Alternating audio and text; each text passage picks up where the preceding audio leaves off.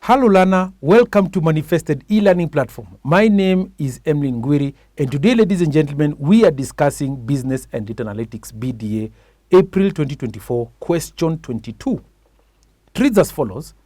Matrix Limited has provided the following data for the 6 months ended 31st December 2023. So you can see the 6 months have been provided to you over there. The revenues have been given, cost of sales, gross profit, operating expenses has been given. You have additional information relating towards the EBITDA, depreciation amortization given to us there, the EBIT, the interest, earnings before taxes there. And you also have the 6 month period, inventory, receivables, payables, and bank balances have been given to you right there. You are required to summarize the above data with the following additional sections for the Chief Finance Officer dashboard. Sections for the Chief Finance Officer dashboards, excuse me. Number 1, total profit or loss for the 6 months. Number 2, various profit margins. Number 3, days of purchase using end of year balances, ignore averages. Days of inventory, DOI, using the end of year balances, ignore the averages. Days of sales, DOS, using the end of year balances, ignore the averages. Assume 360 days in a year and that inventory at the beginning of July was 900 million, 8 marks. In the second part of the question, part B, you are required to prepare a CFO's dashboard showing the following charts. Revenue and profit, number 1. Number 2, profit margin. Number 3, payables levels. Number 4, inventory levels. Number 5, receivables levels. Number 6, number of days sales outstanding and the number of days payables outstanding. This question is also 20 marks, just like the previous question 21. So let's dive right into it. Solution, as usual, you always do it towards the left.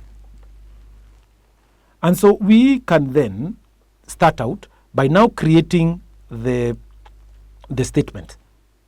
The income statement, that is. And so we start by identifying the years.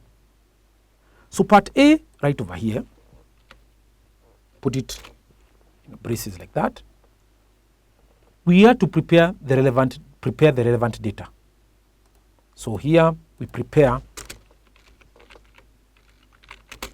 the relevant data. That. And which data is this? The data relates to the income statement. So summarized profit and loss. Summarized profit or loss. Oh yeah, of course, ladies and gentlemen, we are supposed to start with the revenue. And you can see when we've been given the revenue here. But first, let's put in the years right over here. So we just link it with that value there, or we can link it like that manually, like that. But we are not true accountants if we do it like that. This is too manual, guys. It will take. What if you have to go 5 years going like that, just repeating that information like so? I mean, it's not the best way to do it like that. How you do it as a professional, you just come over here, highlight all of this information over here, copy. Once we've copied this information right over here like so, we can just paste it right over here like so, and we paste special, please. Once we paste special over here, we want to paste the values, because of course we can see 6 months over here, and we transpose it over here, and it comes now across like that. You may see numbers right over here, and we're saying that we can just be able to now format painter over here. Format painter is right over here like that, and we put it in that format that is over there, and you can be able to clearly see that it has actually come exactly the way we want it to appear, like that, 2023 from July through to December, right over there. The next information that we need to input, because of preparing the income statement. So here we pick the revenue. So we pick the revenues. You can see the revenues have been given to us right over here. So we just copy these ones the same way, copy, and we put it like so, paste special, that. We're looking at the values and we say transpose and we say, okay, transpose means we're putting it from a columnar format into one of the rows, like that. And we put it in the accounting format, like so, that. And then we can now term this as our revenue. So just put it like that here. Of course, these are in millions. Please note, because we've been informed that these are in millions right over here. So we put these ones as millions. We also proceed on to get the cost of sales. We've been given the cost of sales right over here. So we can just sort of put the cost of sales like so, that. And then once we put the cost of sales like that, we just copy this information right over here like that, copy like that, paste, click there first, right click, paste special like that, and then we are pasting the values like so. When you say, okay, we transpose, sorry, remember to check this, to check the box, put it like that, click the comma format, 2 decimal places like that, proper accounting format. That's what we need. Now, then we can move ahead and identify the gross profit, because we've obviously been told to compute the profit margins there. So we'll need to get the gross profit over here. And if you can see the gross profit over here, just to check gross profit, we don't even need to type anything there, because we said we've got the gross profit right over here. We enter like that, and obviously we just know the gross profit is just going to be that value minus that value like that. And you can see it's the same, this value over here, and you can see it's just the same like that. So we just sort of put it like that, drag it like that. This should be boldened true in a true accounting format. You come over here like that, and we also need to put a thick border like that to show that that's a total that's there. And then we proceed on to subtract the expenses. Any expenses, yes, we can see the operating expenses have been given to us right over here. So we just put in the operating expenses like so over here. And we know obviously that they're in millions. We just copy that, copy, and we come over here like this, paste special, we come to values, come to transpose like that, transpose them like that to the in millions, so that it can be able to enable us get the EBITDA. So gross profit less operating expenses, we should be able to give us this EBITDA right over here. So we just link it with that EBITDA right there, like so. And we're saying that we will need to copy these values right here, over here, or in a true accounting way, we just pick the gross profit and subtract that value like that. And you can see 720 is the same as that one there like that. And I'm sure even if I'm to drag it across like that, we should be able to get 670, and you can see 670, 630. The last one is 700, and you can see indeed it is 700 there. We put true accounting fashion, that EBITDA. Then we also proceed on to get the depreciation and amortization, because we've been given the depreciation and amortization right over here, so we need to subtract that. So allow me to just link it with that there. Depreciation and amortization should be like that. And then we fix in, because this is EBITDA, should be boldened, Control B, like that. Depreciation and amortization, we are saying, should be given to us right over here. So if I link it like that, we're not going to link just these values individually. We just want them the way they are right over here. And we paste it right over here, paste special, transpose values, then we transpose that and put OK like that. So that we can be able to get what is termed as now our EBIT, because we've removed depreciation and amortization over here. So it's EBIT, earnings before interest and taxes. Depreciation and amortization we'll have subtracted over here. So we're looking for EBIT right over here. So we link it with that one over here. And we're just saying it's just going to be that value, we subtract that value like that. So we shift Control R like that, and you can see the totals have actually come, and these totals are the same as these values over here. You can see the 410 is the last one over here like that, and that means that we are doing as what the examiner is actually telling us to do, to prepare the relevant data in terms of the profit or loss. After the EBIT, which we are right over here, there we need to subtract the interest and taxes right there. So we subtract the interest. It means that we're just going to link it with that one over there like that.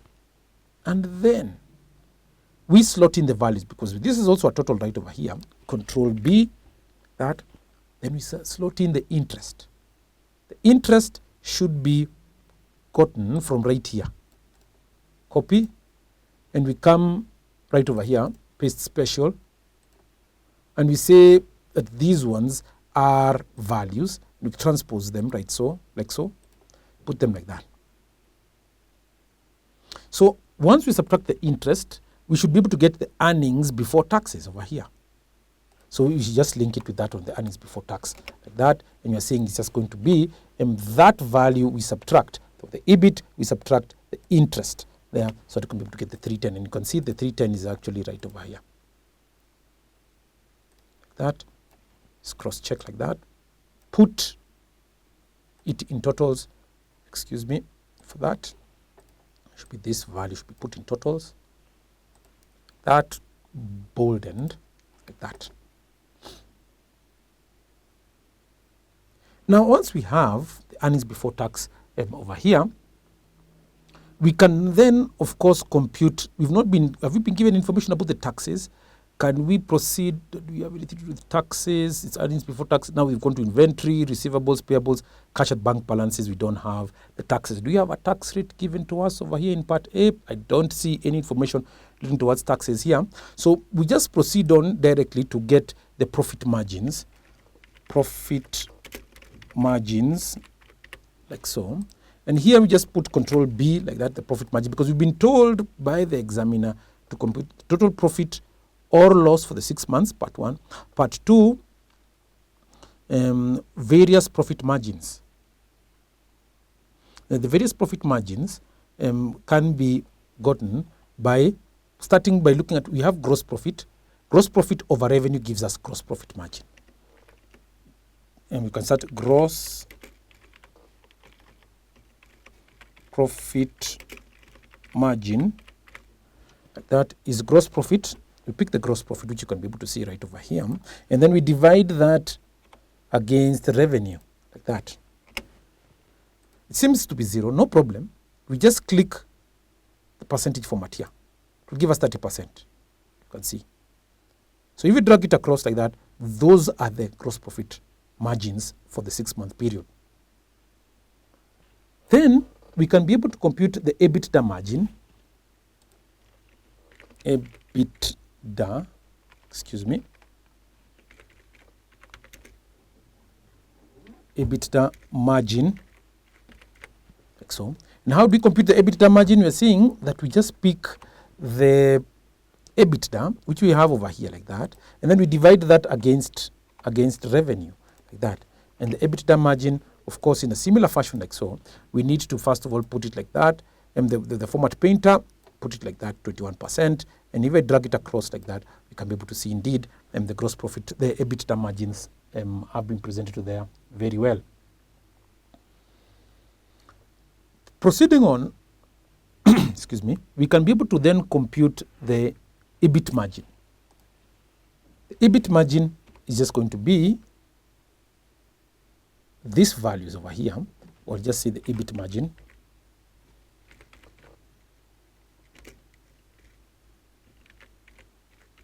Like that. So just pick the EBIT here over revenue. Like that. We drag it across like that, and of course we just put it in a similar format painter. Come over there like that. Format painters, if we have any others, perhaps now it will just pick from the others. Now I can see we'll also need to get EBT margin. EBT margin. EBT margin. EBT margin. Excuse me for this. EBT margin.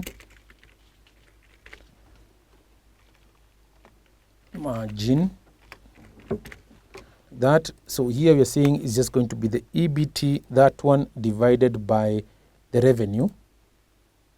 EBT margin, that 9%, so shift, control R, that. And those are the margins that we actually need. So right here, I can perhaps put it in form of a well-presented Excel format, where I can put in all borders like that, if you prefer like that. Or if you don't prefer it like that, we just leave it the way it was like that. I think it's better the way it was like that. Here is where you can be able to maybe perhaps put in all borders like that. let's see what we've been told to do. The days of purchase, right over here.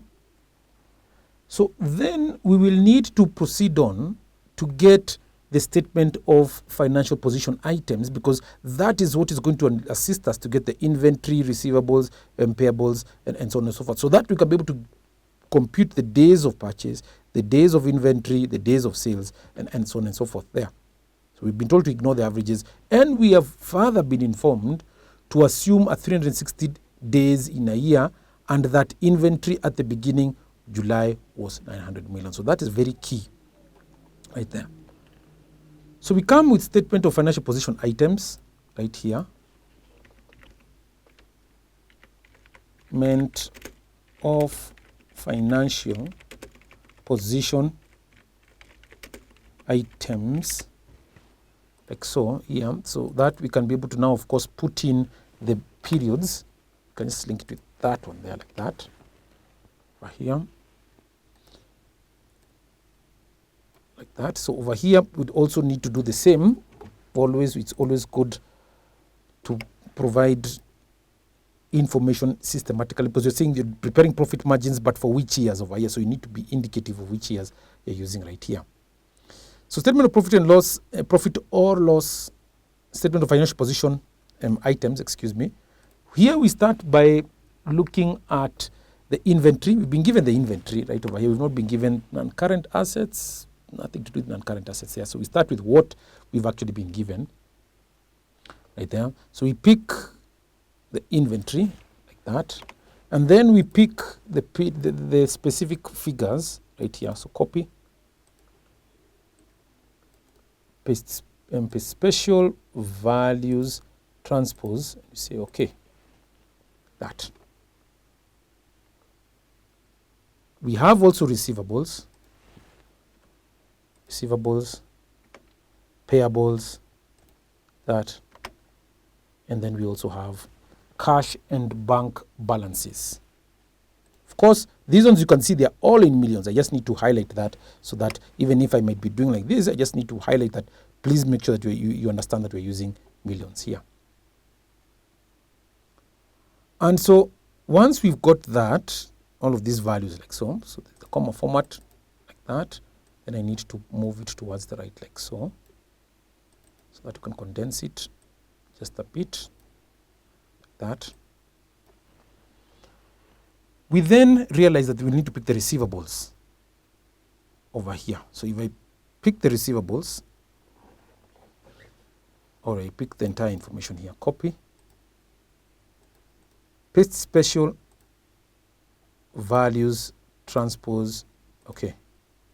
So you can see they've all been transposed like that, and this is correct because you can see this is 1,200. Over here, the last value is 1340, and over here is 1340. We have the last value is 900, and you can see there the last value is 80, like that. So we need then now to use this information to assist us to get the days of purchase, days on inventory, and days of sales. So from there, what happens is that we then just identify those values over here, days of purchase, as per this. So days of purchase, copy, just come over here, put the days of purchase like that.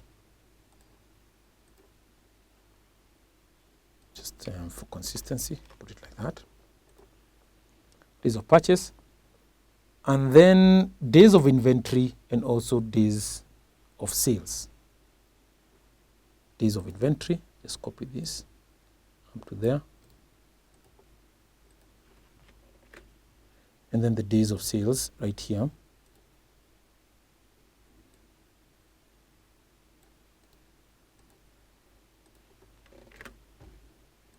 That up to there. And we need to also, so just sort of put it down here, we need to link it to the years. So this one should be, this one should be boldened. Control B, let's see if these ones have been boldened. It's always good to have it consistent. Control B, that, no, it's not boldened, so I need Control B. Yeah, now that's okay. This one should also be boldened. Good. So the days of purchase, now we need to link this with the July period like that. So shift that, control R. So that now when you get the days of purchase right over here, the days of purchase should be gotten based on cost of goods, days of sales. So this is the days of purchase right over here, days of inventory and days of sales here. So that's what we have right over here. So for us to be able to get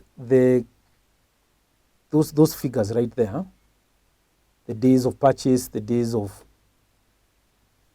those figures right there, we can proceed on to get